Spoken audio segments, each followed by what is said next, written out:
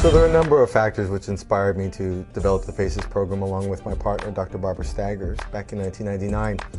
At that time, we were dealing with a lot of young people from the community in our clinics, and a lot of kids were coming in expressing this desire to want to be in the healthcare professions.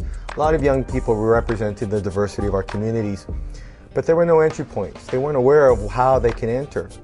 So the idea came is that the hospital is a wonderful facility where it could open its doors and invite young people from the community to come in and explore what those options were. Additionally, young people were looking for healthy life options. They were looking for alternatives to the stuff that was going down in the streets, the violence, some of the other issues that was going on, but they didn't know where to turn to. So the FACES program evolved from a couple of things: a necessity to inspire young people to consider health careers as an option, as a professional option, but also an opportunity to provide young people with choices. So now you can impress everybody in your family, and instead of saying, yeah, you got a cut, no, you say, you got a laceration. Mommy, you got a laceration. Yeah, you go, Papi, you got a laceration. That's right, and I'm going to fix it for you. So go drink your tequila so you can get all numb. Who loves the smell? I think I cut mine in half. I ain't eating pozole no more. He just killed my appetite. I think I cut mine in half. So that's part of the art of suturing, is learning how to grab a needle. And remember, you want to make it at an angle. So. FACES opened my eyes a lot to what I can do with my life. It showed me that I'm capable of going to college and really pursuing the career that I want to be in. It showed me that nothing's impossible, that I can go to college and I'm able to learn things that other people can learn. The FACES program really helped me realize what I can do, and it helped me feel, it gave me the confidence I needed, because sometimes I kind of thought I'm not smart enough or confident enough to go after something I really wanted, but the FACES program gave me that confidence, and I'm really grateful for that. In the healthcare field, you have to learn to be patient and compassionate with people, because a lot of patients are really sick, and you need to learn to just help them and be a little more compassionate and take your time, and you'll learn a lot more about them. We believe we have a civic responsibility to prepare our youth for the challenges of tomorrow, as well as teaching the basic and moral principles of caring for others in the community. We teach them by example social responsibility and humility, because those are the fundamental lessons that develop great community leaders. In our lessons, we emphasize public speaking skills, community involvement such as health fairs, community outreach, and education. We have our students teach peers and younger children about the health issues that affect their daily lives. In addition, we have college preparation classes that demystify the academic process of enrollment, followed by a series of tours to local colleges. My primary role in FACES is that of the program manager. However, I actually play several roles with the students. One of my other roles is that of a teacher. I find that a lot of students are missing some educational components that are necessary for them to be successful. So, we teach them things in class that are related to English or math or science. Another role that I play is that of a counselor. I talk to them about their personal life, we talk about school, and hopefully help them see the world a little different so they can make better decisions.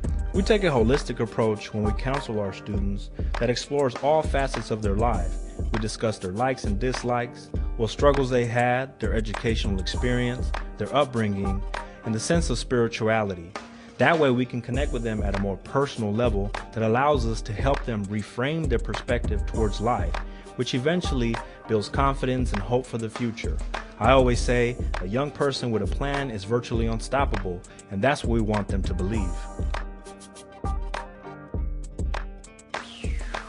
I joined the FACES program because I thought it would be a good experience to work with real doctors and real nurses.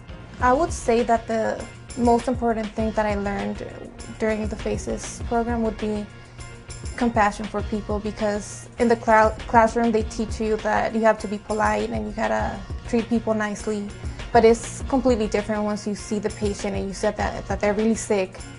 And you can't just settle it with just saying, oh, are you okay? You have to actually care for them and feel it from the bottom of your heart. You have to care for the community, because you are working with the community, and you have to be willing to go out of your way to help them.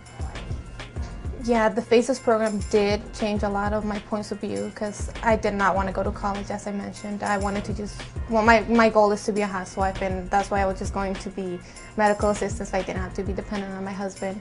But during the FACES program, they pointed out to me I had really good grades. I could be more than a medical assistant. I could be a nurse or a doctor. And while being in the hospital, it also showed me that there was need for more, and it made me realize I could do more. So I chose to do something more with it.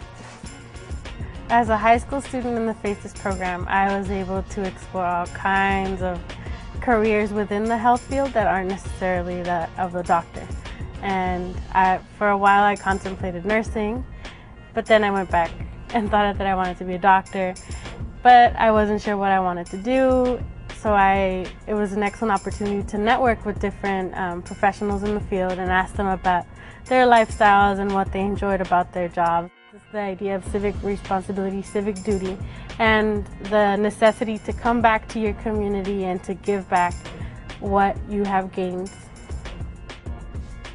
So now that I'm back in the Bay Area, I am going to school, and I heard about a job opening at St. Rose Hospital through the FACES program, and like I said before, I've kept in contact with the people in the program, and I heard about the opening and I applied and I got in.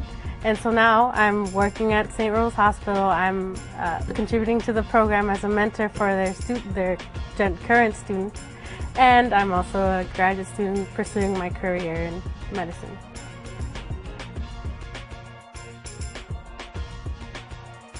Field trips.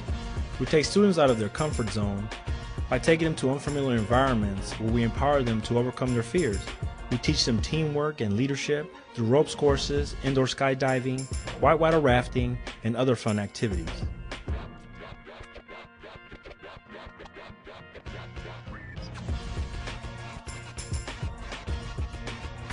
Many hospitals use their human resources department as a mechanism to recruit RNs, physical therapists, x-ray technicians from all over the county and state.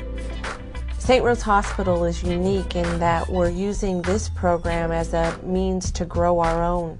We bring students from local high schools here and watch them develop and reach their future career goals, and hopefully we'll see them come back. In this particular instance, we already have 3 of our FACES graduates employed here at St. Rose, and we look to these FACES students as our future.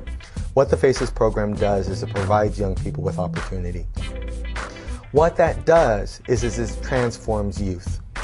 So the changes that we have seen kids comes from the fact that they have had some significantly life-transforming experiences. They have a better sense of what impact they can make on improving the problems that their community faces. And what I feel very importantly is that they've defined for themselves how they can be agents of change and helping to improve the well-being of themselves, their families, their peers, and the community at large.